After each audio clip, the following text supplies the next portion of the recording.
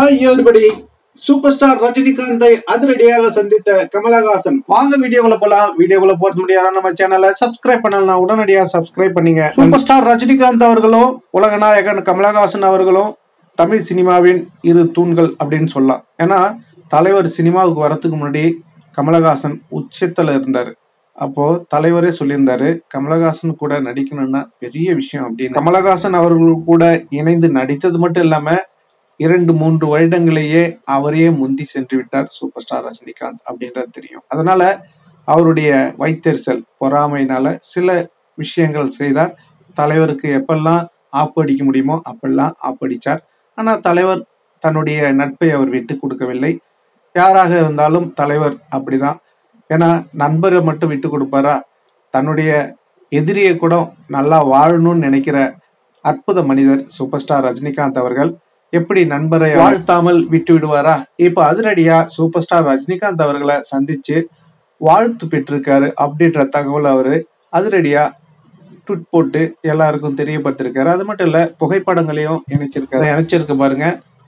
என்னுடைய நண்பர் ரஜினிகாந்திடம் என்னுடைய புதிய பயணத்தை பகிர்ந்தேன் மகிழ்ந்தேன் அப்படின்னு ட்வீட் போட்டு இந்த புகைப்படங்கள்லாம் இணைச்சிருக்காரு.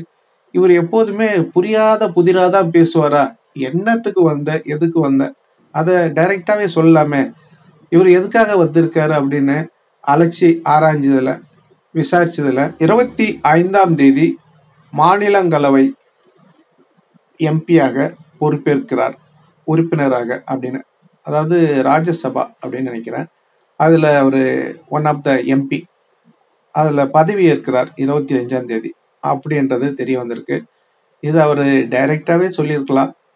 அந்த புதிய பயணம் அப்படி இப்படின்னு குழப்பி அவர் எப்போதும் அவருடைய பாலிசியே இப்படிதான். மக்களுக்கு புரிகிற மாதிரி எதையுமே செய்ய மாட்டார், புரியாத மாதிரி தான் செய்வார். எது எப்படியோ ஒரு வழியா எம்பி ஆயிட்டார். அது கூட பார்த்தீங்கன்னா டிஎம்கே போட்ட பிச்சை தான். அவர் ஜெயிச்சு ஒன்றும் வாங்கினதில்லை. எது எப்படியோ அவர் அரசியலுக்கு வந்ததுக்காக ஒரு எம்பி பதவியாவது வாங்கிட்டேன் அப்படின்னு பெருமையா சொல்லிக்கிறாரு. ஓகே, இதுல என்ன பெருமை இருக்கு அப்படின்றீங்களா? அதுதான் நானும் சொல்றேன். எது எப்படியோ தலைவர்கிட்ட வந்து வாழ்த்து பெற்றிருக்காரு. கண்டிப்பா நாமளும் அவருக்கு வாழ்த்துக்களை சொல்லுவோம். நீங்களும் திரு கமலஹாசன் அவர்களுக்கு வாழ்த்து சொல்லணும்னா கண்டிப்பா கமெண்ட்ல சொல்லுங்க.